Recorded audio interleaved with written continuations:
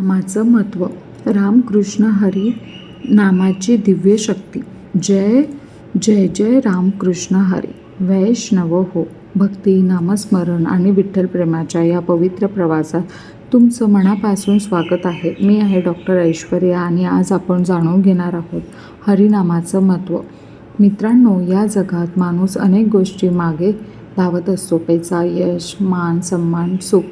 पण मनातील खरी शांती मिळते ती कशातून? संत ज्ञानेश्वर महाराज सांगतात हरिनामातून.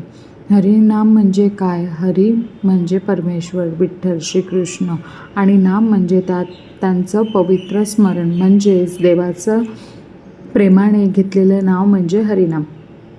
रामकृष्ण हरी, विठ्ठल विठ्ठल, ज्ञानोबा माऊली ही फक्त शब्द नाहीत, तर हे आहे आपल्या आत्म्याला परमेश्वराशी जोडणारे दिव्य मंत्र.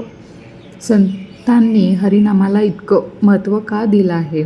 मित्रांनो, पूर्वी मोठमोठे यज्ञ, तपश्चर्या, कठीण साधना करावी लागत असे, पण सामान्य माणसासाठी ते शक्य नव्हतं. म्हणून संतांनी अत्यंत सोप्या मार्ग सांगितला, नामस्मरण. संत ज्ञानेश्वर महाराज म्हणतात, हरिनाम घेतलं की मन शुद्ध होतं, पाप नष्ट होतात, भीती कमी होते आणि अंतर्मनात शांतता निर्माण होते.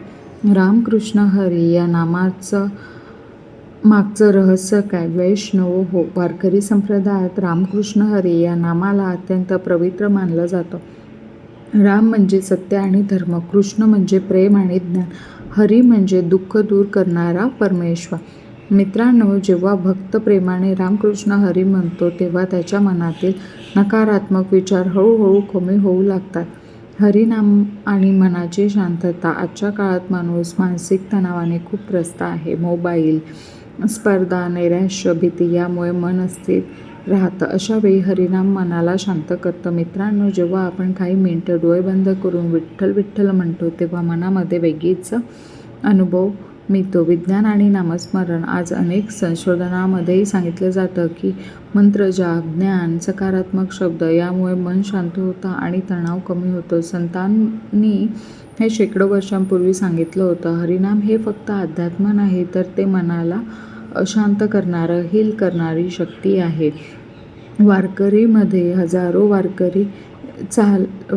हजारो वारकरी चालताना सतत हरिनाम घेतात.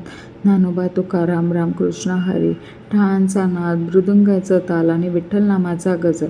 मित्रांनो, तो अनुभव शब्दांमध्ये सांगता येत नाही, कारण त्या क्षणी भक्त पूर्णपणे देवामध्ये हरवून जातो. हरिनाम आपल्याला शिकवतं, सकारात्मक राहा, देवावर विश्वास ठेवा, प्रेमाने जगा आणि अहंकार सोडा.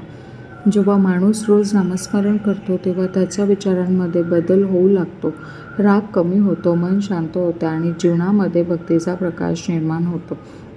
ज्ञानेश्वर महाराज सांगतात, मोठमोठ्या पूजा करण्यापेक्षा प्रेमाने हरिनाम घ्या, कारण देवाला तुमचं धन नको असते, त्याला तुमचं प्रेम हवं असतं.